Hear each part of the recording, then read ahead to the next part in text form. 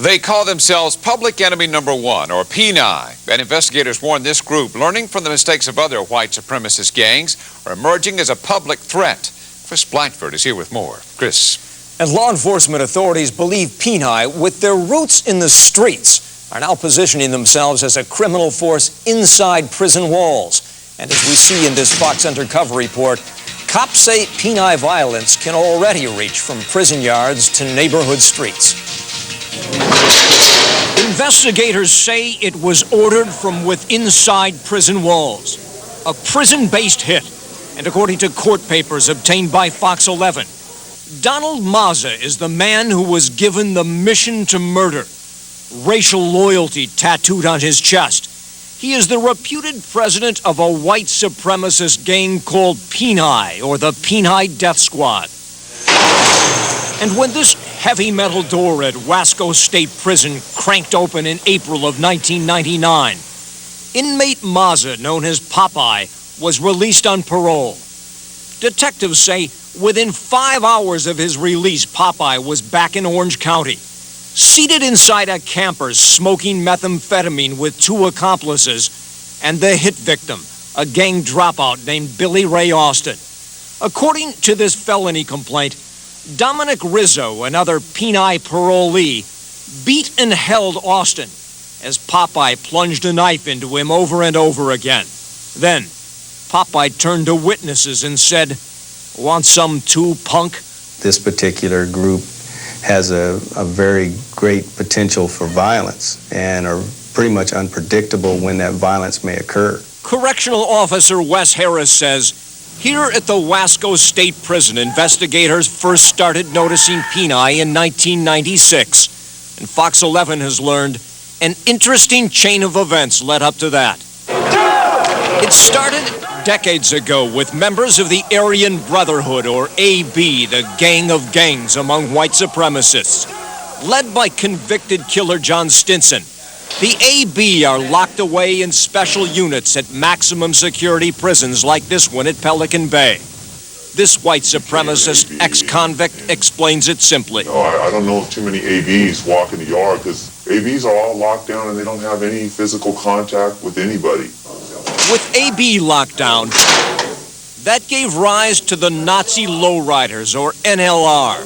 Another white supremacist gang that started running the prison yards in the 1990s and calling the shots for white Nazi gangs out in the streets. They're straight killers. The lowriders are killers. They're like a rattlesnake. You walk across their shaded area and they're just liable to strike you without much of a warning at all. And without much warning at all. In January of 1999, the NLR was snake bit itself. The Department of Corrections named NLR a prison gang, and its members, like the Aryan Brotherhood, are now locked down in special security cells.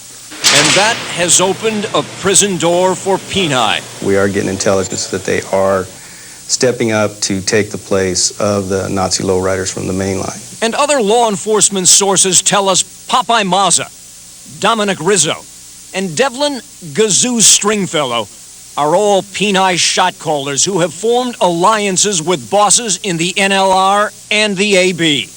All still embrace their white supremacist philosophy. 100% to the bone. If you ain't white, you ain't right. And that's how it is. But law enforcement intelligence obtained by Fox 11 says PNI are now modeling themselves into a more seasoned prison gang. Their main goal now is to profit from drug sales. I saw it for $125 an 8-ball. Wow. Especially methamphetamines. It's a white man's drug. Not only out here on the street, but here inside prison walls. In fact, cops say PNI wants to increase its control of all criminal activity by white inmates. They are under directives when they're paroled to start building a cell of members from their area. This correspondence intercepted by law enforcement talks about PNI expansion into Riverside County. The PNI letter says, "We're like gods up here." The area, he adds, is ripe for a PNI yuppie squad. In Ventura County, police intelligence reveals a PNI alliance with the murderous gang Skinhead Dogs. Additionally, State corrections officials have Peni members in custody from Sacramento, Redding, Los Angeles, Shasta, Kern, and Orange counties. Now, even a younger breed of Peni like 18-year-old Brian O'Leary are leaving a trail of violence. Peni tattooed on his neck, Death Squad on his arms, and more Peni carved on his stomach. O'Leary paired up with young skinhead Anthony Bailey. They attacked an ex-white supremacist in Huntington Beach. One guy took a knife, stabbed him twice.